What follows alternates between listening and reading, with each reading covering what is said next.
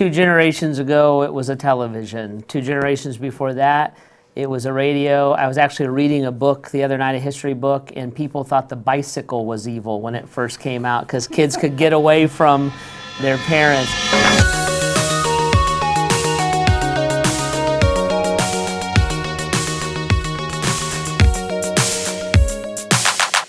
So is this thing the devil, or is it something that's given to us by God? That's what we're talking about here on this episode of Parent Partners. The cell phone.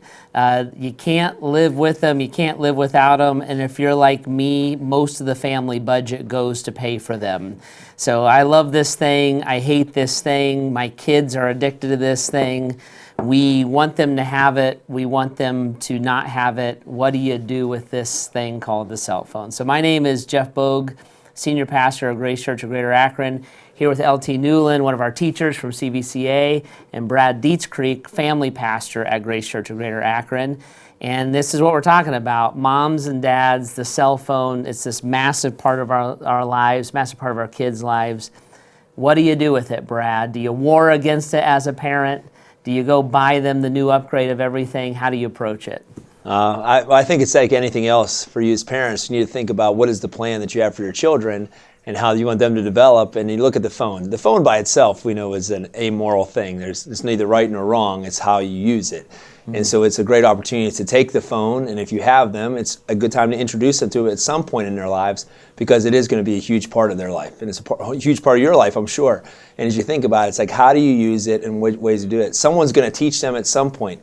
And the question is, you as a family have to decide when's the right time to start bringing that into the conversation, because by itself, it's very helpful. I mean, there's a lot of great things with the phone as well, and it's not just all this evil monster, and it can be fearful at times, but I think sometimes when you engage into it, you can see that maybe there's some good things with it as well. But I would just think about it, your children are probably going to expose to it at some point, so it's like, when do you want to start those conversations? And I think it's something you should decide ahead of time and come up with a plan and say, here's what we're going to do, and here's how it will help us get to where we want to be. So 2 generations ago, it was a television. 2 generations before that, it was a radio. I was actually reading a book the other night, a history book, and people thought the bicycle was evil when it first came out because kids could get away from their parents. LT, what do we do with this thing as a dad, as a teacher? How do you see it affecting kids? What's your thoughts on it? Sure. I would say that any form of social engagement, whether it's I'm going to hang out with friends at a party, or I'm going this place after the game, I want to know where my kids are going, who's going to be there, what's going to be the parameters, and I want to know more about it. So I would say the first thing to parents would be, hey, you got to know what your kids are involved with. Don't be surprised by, hey, can I download this? Check it out. Have a conversation with your kid about it.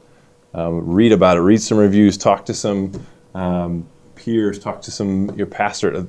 Use those resources that are available to say, hey, I really want to be knowledgeable as a parent so that I can walk them through, and we can talk about it as a family. Hey, we're going to be a part of this because we see this good. Hey, we're going to avoid this because of these dangers.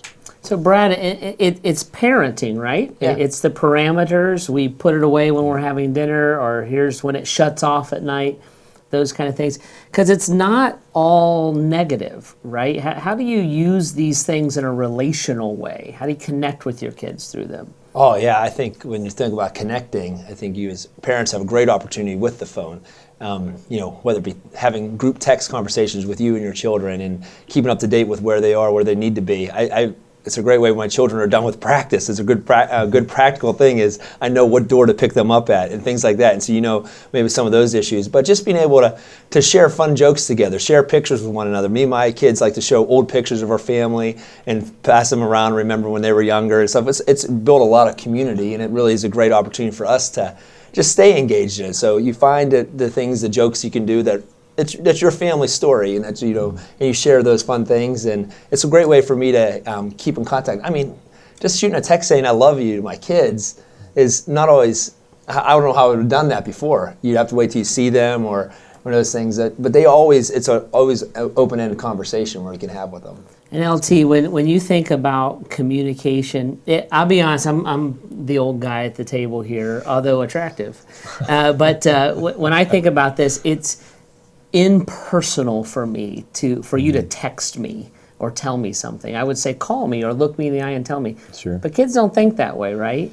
So how does that change? How can we communicate back and forth? How should we as parents receive how our kids interact with the phone, so to say? Sure. Yeah, I think that first response is almost always to bristle of this is new. Yeah, look me in the eye. This is the way that conversation should happen. But seeing those opportunities to still speak truth through a text that says, I love you. And in some ways, I've got to simplify and boil things down to their bare bones and learn a new way of loving my kids is knowing their world and being able to speak love into that. Yeah. Right? So it's knowing a culture and being able to use those things of the culture to bring life, to bring wholeness, and not just avoiding them. So when they are reading their Bible on it in church, when they Google facts in the middle of a Sunday school class, when they use it for school, right? It's all those kind of things because we want to protect their integrity and help them to grow and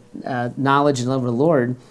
But we also look and say, you don't go to the library and get out the encyclopedia like you used to, right? And so molding their characters while engaging this tool.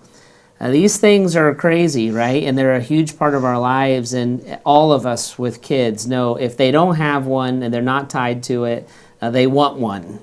And walking this through, we are the first generation of parents who have to navigate this thing 24/7. So we're all on this learning curve together. This is why I'm always grateful for the body of Christ, for the church, for the school, the church represented through the school, and that we can come together, we can share ideas because we're all rookies at this. We know that we have other loving adults that are trying to work on it too. So hope it helps this conversation some with cell phones.